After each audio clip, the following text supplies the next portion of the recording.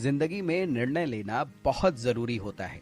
मुश्किल वक्त में भी निर्णय लेना बहुत जरूरी होता है और हर वक्त हर काम में निर्णय लेना सबसे जरूरी काम होता है। और मेरी और आपकी बातें चल रही हैं मुश्किल दौर में आगे बढ़ने के 7 रहस्यों को समझने में। लगातार हम बातचीत दर बातचीत अपनी बात को आगे बढ़ा रहे हैं और एक के बाद एक सूत्रों को समझते जा रहे हैं। तो एक निर्णय लें।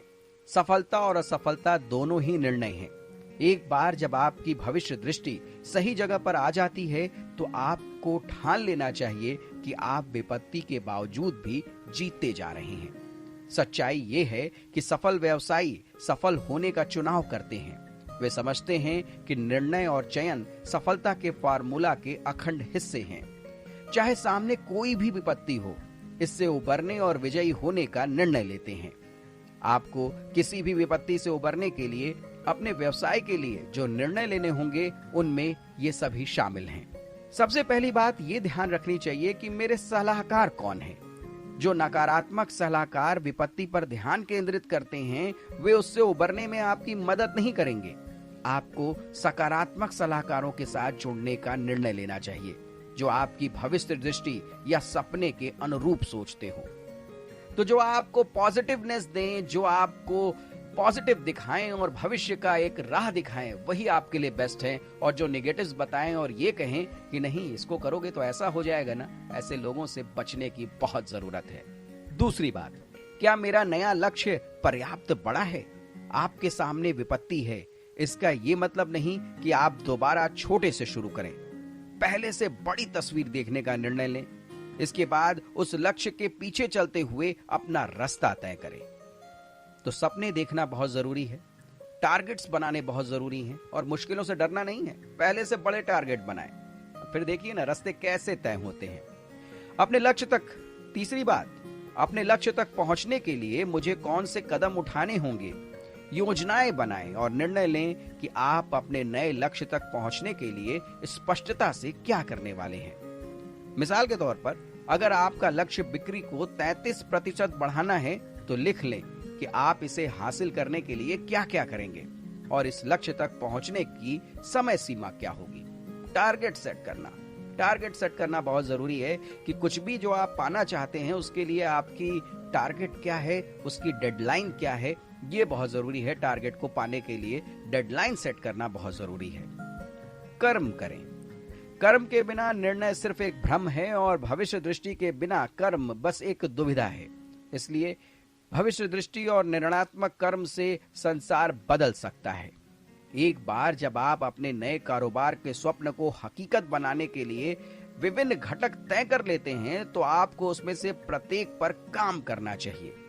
दुर्भाग्य से कई कारोबारी लोग अपने निर्णयों पर कभी काम नहीं करते हैं। हालांकि वे अपने नए कारोबारी सपने को हकीकत बनाने का पूरा इरादा रखते हैं, लेकिन उनमें संकल्प और कर्म करने से उत्पन्न लगन नहीं होती। तो आप अब कारोबार शुरू करिए, उसके लिए टारगेट सेट कीजिए और करिए। केवल सपने मत बनाइए, उसे पूरे भी कीजिए। किसी निर्णय पर कर्म करके आप विपत्ति की जिम्मेदारी भी ले रही हैं। डिसीजन, निर्णय, ये ग्रीक शब्द से लिया गया है जिसका अर्थ है काटना। जब आप चीरा लगाते हैं और आप अंदर काटते हैं तो आप निर्णय लेते हैं कि आप बाकी सारी चीजों को काट देते हैं। जिम्मेदारी लें, उन लोगों और स्थानों और चीजों को काट दें जो आपसे आपके सपने को जीने से रोक सकती हैं। एक बार जब आप अपने कामों की जिम्मेदारी ले लेते हैं तो आप आगे बढ़ने और अपना लक्ष्य हासिल करने के लिए तैयार हो जाते हैं। याद रखें, हो सकता है कि आप गिरने के लिए जिम्मेदार न हो, लेकिन आप दोबारा उठने के लिए जरूर जिम्मेदार होंगे। जो लोग काम करते हैं और केवल वही अपने लक्ष्य को हासिल कर पाते हैं। इच्छा रखें। इच्छा ऊर्जा का वो स्तर है जो अपने आप को अपने लक्ष्य तक पहुंचने के लिए लगाना चाहते हैं। दूसरे शब्दों में, आप कितनी शिद्दत से चाहते हैं कि आप अपना कारोबार बचा रहे हैं और अपना कारोबार सफलता हासिल करने के लिए आप क्या करने को तैयार हैं। कल्पना करें, मैं आपको एक बड़े फुटबॉल स्टेडियम में लेके जाता हूं और आपको बताता हूं फुटबॉल के उस मैदान में कहीं 10 लाख रुपए गड़े हुए हैं। फिर आपको एक फावड़ा देता हूं और क्या आप खुदाई करने में रुचि लेंगे? ज्यादातर लोग कहेंगे हाँ। मेरा मानना है, हालांकि आपको इस बात पर जरा भी अंदाजा नहीं होगा कि कहां खुदाई करनी है और कितना गहरा खोदना है, लेकिन ज्यादातर लोग 10 लाख रुपए के लिए खुदाई करने के इच्छुक होंगे। वास्तव में टेलीविजन रियलिटी शो में बहुत से लोग जैकपॉट जीतने के लिए केचुए तक खा जाते हैं और विचित्र विचित्र करतब दिखाते हैं। इसलिए मुझे लगता है कि फुटबॉल मैदान की खुदाई करना इतना बुरा नहीं है। मुद्दे की बात यह है कि आप बाहर जाकर इस उम्मीद से खुदाई करने को तैयार हैं कि आपके प्रयासों के लिए वहां एक पुरस्कार है। आप में खुदाई करने और सपनों की खातिर लड़ते रहने का संकल्प होना चाहिए। आपको अपने लक्ष्य हासिल करने के लिए संकल्पवान और लगनशील होना चाहिए। मैं मानता हूं कि जिंदगी के बारे में ही नहीं, संसार के करोड़ों लाखों रुपए हैं जिन पर आपका नाम लिखा है और जो आपका इंतजार कर रहे हैं। लेकिन पैसा पाने के लिए आपको संकल्पवान, लगनशील होना चाहिए और आपको खुदाई करते रहना चाहिए। जो लोग कर्म में जुटते हैं उनमें से कई जल्दी ही हार मान लेते हैं, क्योंकि उनकी इच्छा जवाब दे जाती है। या तो उनके मन में कोई नया विचार आ जाता है, या वे अपनी एकाग्रता खो देते हैं, या फिर उनका सामना किसी छोटी मोटी समस्या से हो जाता है और वे हताश हो जाते हैं। अपने अपने के लिए जो नया कारोबारी लक्ष्य तय किया है, उस तक पहुंचने के लिए आप में हर काम को लगातार पूरा करने की इच्छा होनी चाहिए, भले ही इसमें जोखिम शामिल हो। हालांकि जोखिम लेने से डर लगता है, खास तौर पर जब विपत्ति के बाद, लेकिन आपके नए लक्ष्य तक पहुंचने के लिए यह एक आवश्यक चीज है। विपत्ति को वापसी में बदलने के लिए आपको पहल शक्ति और कर्म की जरूरत होती है। पहल शक्ति तथा कर्म में हमेशा जोखिम शामिल होता है। कोई हिम्मत नहीं, न तो कोई शोहरत, न ही कोई जोखिम नहीं, कोई पुरस्कार नहीं। प्रगति हमेशा जोखिम में शामिल होती है। अगर आप पहला बेस छोड़ने से डरते हैं तो आप दूसरे बेस तक पहुंच ही नहीं सकते। ये निर्णय लें कि आप कितनी शिद्दत से लक्ष्य तक पहुंचना चाहते हैं और फिर उसके पीछे पीछे तब तक जुटे रहें जब तक आप उसे हासिल न कर लें।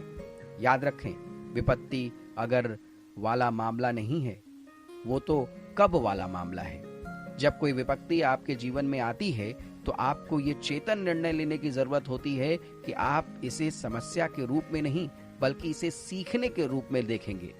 आपको समाधान पर ध्यान केंद्रित करना चाहिए और यह निर्णय लेना चाहिए कि आप उस विपत्ति के बारे में क्या करने वाले हैं। जब मैं संकट की सफलता की नींव के लिए लोगों से बातचीत की तो मुझे उनकी कहानियों में एक जैसे कई घटक नजर आए।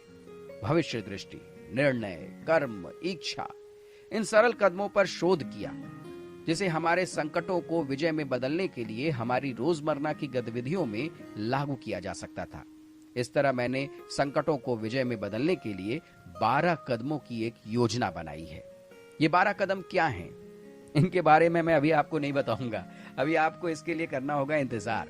आगे के एपिसोड्स में आपको ये 12 कदम विस्तार से समझाऊंगा और साथ ही साथ ये जो सारा मेरा बातचीत आपसे चल रही है ना, कि मुश्किल दौर में आगे बढ़ने के ये सातों रहस्य आप तक यूं ही पहुंचते रहेंगे और इनको अब तक पहुंचाने के लिए आपको मेरे चैनल को सब्सक्राइब करना होगा। इस प्रोग्राम को आप दोबारा सुनने के लिए इसे डाउनलोड कर सकते हैं और इसे अपने चाहने वालों तक, अपने दोस्तों तक, अपने रिश्तेदारों तक पहुंचाने के लिए आप इसे शेयर कर सकते हैं, मेरे प्रोग्राम को लाइक कर सकते हैं। और ये सब कुछ आप करते रहिए और मैं भी अपना काम करता रहूंगा और आपको मुश्किल दौर से निकालने की ये सारी बातें यूं ही करता रहूंगा।